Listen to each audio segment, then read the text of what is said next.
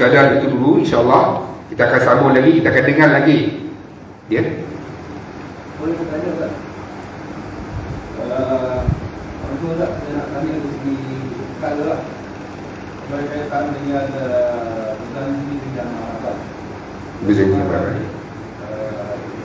Kita tahu yang salah. Jadi di dalam kuliah-kuliah sebelumnya ada yang bahawa ada baik-baik dalam mahabat yang salah. Contohnya dia kata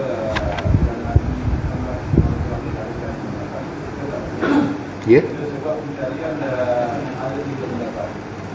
Ada yang mengatakan dan ada yang mengatakan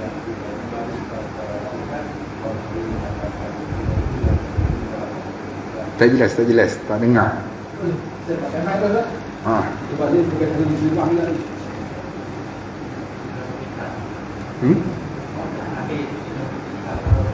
Assalamualaikum Ustaz. Soalan saya berkaitan dengan marhaban dengan berjanji. Jadi berjanji dengan marhaban ini berupa pujian-pujian kepada Nabi Muhammad SAW dan dah dilamarkan lama.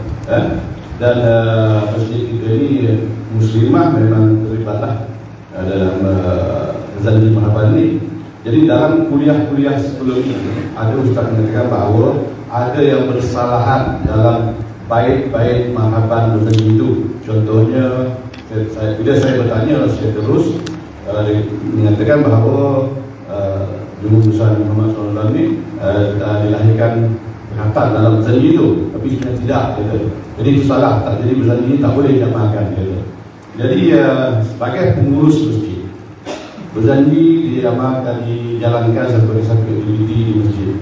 Jadi saya dirujuk oleh muslimah bertanya jadi sebagai ahli dalam silah Nabi ini, saya nak penjelasan Ustaz berkaitan dengan marhaban berjanji. Bagaimana pandangan Ustaz, boleh tak diamalkan atau tidak? Jadi bila Ustaz dah jawab, saya ingat isu ini selesai lah, tak payah ditanya lagi kan? Jadi muslimah selalu bermasalah dalam hal ini kan? Jadi sila Ustaz, terima kasih. Alhamdulillah, syukur kepada Allah Subhanahu Wa Taala. Yang pertamanya sekali, apabila kita membaca sirah Nabi Muhammad Sallallahu Alaihi Wasallam, kita akan jumpa bermacam-macam pandangan. Sebagai contoh, Rasulullah Sallallahu Alaihi Wasallam diangkat menjadi Rasul pada bulan Ramadan. Ada yang kata 21 Ramadan, ada yang kata 22 Ramadan. Bersamalah juga dalam keadaan apabila Rasulullah Sallallahu Alaihi Wasallam dilahirkan. Ada pendapat kata yang bahawa Aminah tak rasa pun yang dia mengandungkan Nabi Muhammad Sallallahu Alaihi Wasallam. Maksudnya betapa mudahnya Aminah mengandungkan Rasulullah Sallallahu Alaihi Wasallam. Kemudian ada juga pendapat mengatakan apabila Rasulullah Sallallahu Alaihi Wasallam itu lahir dalam keadaan keluar itu bercahaya, maksudnya Nabi keluar bercahaya, sungguh-sungguh punya cahaya, memang terang. Dan terpadamnya api majusi, macam-macam kita dengar, terpadamnya api majusi, runtuhnya tiang-tiang istana Kisra, runtuhnya berhala-berhala yang besar. Banyak pandangan tentang kelahiran Rasulullah Sallallahu Alaihi Wasallam ini. Tapi para ulama ini, apabila mereka membahaskan perkara-perkara berkaitan dengan keistimewaan Rasulullah Sallallahu Alaihi Wasallam, yang perlu kita pegang adalah kalaulah tak ada pun perkara-perkara seperti runtuhnya istana Kisra, Nabi keluar dalam bercahaya, kelahiran Rasulullah itu sendiri pun, satu itu kelahiran Nabi itu pun cukup sudah membuatkan alam ini menjadi istimewa. Sebab apa? Rasulullah Sallallahu Alaihi Wasallam dilahirkan dan menjadi rahmat buat seluruh alam. Nabi menjadi rahmat buat seluruh alam. Dan apabila kita membincangkan perkara-perkara seperti berjanji, seperti marhaban yang kita lakukan, dan dalam itu ada yang kita puji Rasulullah Sallallahu Alaihi Wasallam, dan dalam isu pujian ini pun ada dalam itu pendapat kata ya, Nabi telah dikhatankan Ada pendapat kata, tapi ada juga pendapat kata tidak, Nabi tidak dikhatamkan. Ini adalah perbezaan antara pandangan ulama. Samalah juga baru-baru ini apabila kita lihat kisah isu tentang meletakkan pelepah tamar yang dibahaskan. Pelepah tamar boleh tak letak dekat kubur,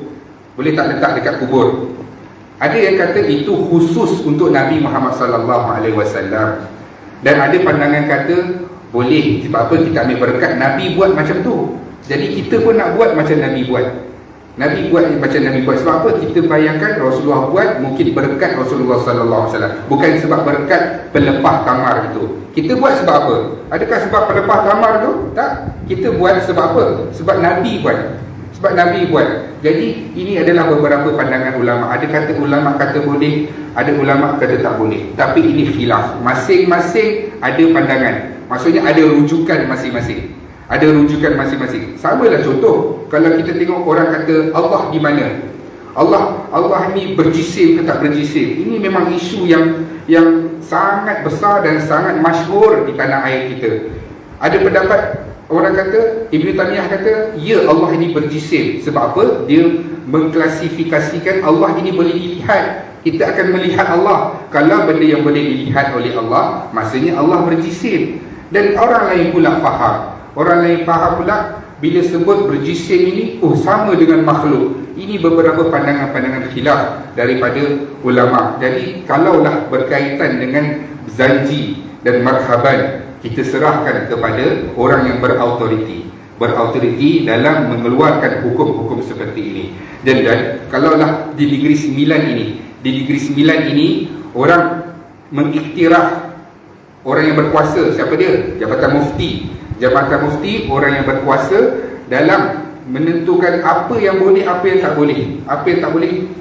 boleh yang dilakukan, supaya kita dapat melaksanakan agama ini secara senang. Secara kita tak ada rasa terbeban. Kita orang awam, kita ambil panduan yang sebegitu. Jangan kita bebankan diri kita sampai kita memikirkan kenapa orang lain boleh buat, kenapa di negeri lain tak boleh buat. Ini adalah perbezaan yang perlu kita raihkan. Bukannya ada salah dan ada yang betul. Orang tu buat, macam kita pergi semayang dekat Mekah, kita tengok ada orang semayang tangan macam ni saja, ada orang macam ni. Kita tak boleh kata orang tu salah. Mungkin dia ada ilmu dia. Kita tidak membaca kitab seperti kita tak khatam pun kitab Imam Syafi'i, kitab Imam Ambali dan sebagainya. Kita tidak seperti itu. Kita cuma belajar daripada kuliah-kuliah dan kita pegang perkara itu. Sebab apa? Ada hujah dia, ada sandaran dia. Ini adalah perbezaan daripada pandangan ulama. Tapi untuk berzanji ini, kalau dibenarkan di Negeri Sembilan ini, sila. Sebab apa? Dalam itu adalah pujian antara Nabi kita, pujian kita kepada Nabi, dan kita tidak pun meletakkan Nabi ini melebihi daripada Allah. Ianya adalah manusia. Sebab apa? Nabi itu adalah menyampaikan. Allah suruh taat, ati'ullah wa ati'ur rasul. Taat Allah, kamu taat juga dengan Rasul kamu. Jadi kita buat benda itu ada atas dasar sebab apa? Kasih sayang kita kepada Nabi Muhammad SAW.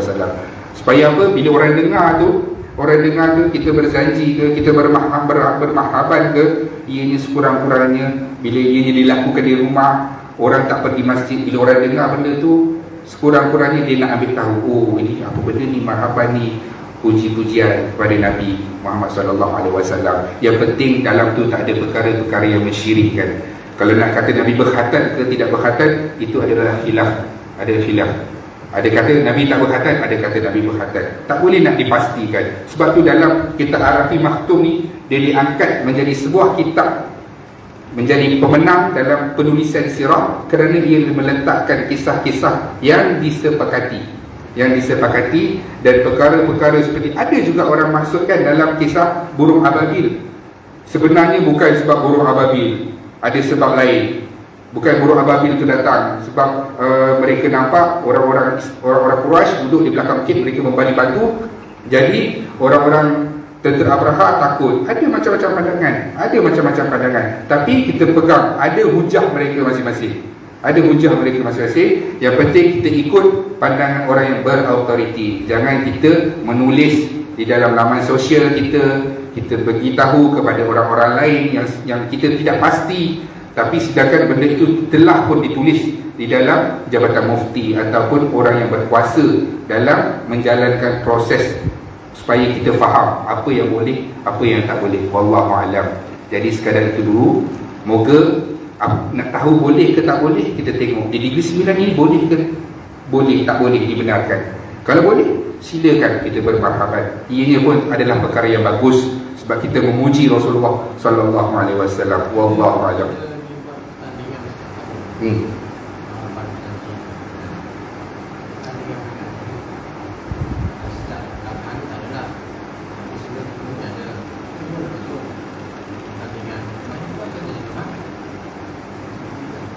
Saya setuju macam tu. Sebab apa? Kita di Negeri Sembilan ni, bila sesebuah negeri itu, jabatan agama Islam mereka itu, dia bukanlah orang yang diambil sambil lewa ataupun dilantik secara sembrono. Macam kita tengok jabatan mufti Negeri Sembilan, banyak serangan. Adakah Negeri Sembilan ni jabatan mufti dia tak buat apa-apa? Tak. Kita ada semuanya, ada hujah dan ada diberi ucapan, ada ditulis sebab apa boleh, sebab apa tak boleh, ada. Yang penting kita kena bersederhana. Jangan kita terlalu fanatik. Dalam kita fanatik, terlalu taksub. Apabila kita tak suka dengan sesuatu orang itu sebab tak bersefahaman dengan kita tinggalkan dia. Seperti kita tinggalkan, seolah-olah kita mengkafirkan dia, langsung kita tolak dia. Tidak, kita kena raikan. Macam saya sembahyang di Perlis, saya tidak membaca kunut. Kita raikan, tak ada kunut, tak apa. Tak ada zikir selepas solat, tak apa, kita zikir sendiri. Janganlah kita menghentam kata tak bagus ke apa. Mereka ada hujah dia, kita pun ada hujah kita. Kita berzikir, berselawat. Sebab apa? Sebab kita nak galakkan orang lain berselawat. Mungkin di antara kita tak tahu pun nak wirid tu macam mana. Dia datang masjid, dia ikut-ikut nak wirid. Jadi berkat kita buat wirid secara kuat tu, dia dengar, dia boleh ikut. Dia nak wirid seorang-seorang, dia pun tak tahu. Mungkin kita ni faham, ada orang tak faham. Jadi ada sebab kita buat dan ada sebab yang kita tak buat. Kita tak boleh nak kata, kita tak boleh nak mudah-mudah menyesatkan orang macam tu saja.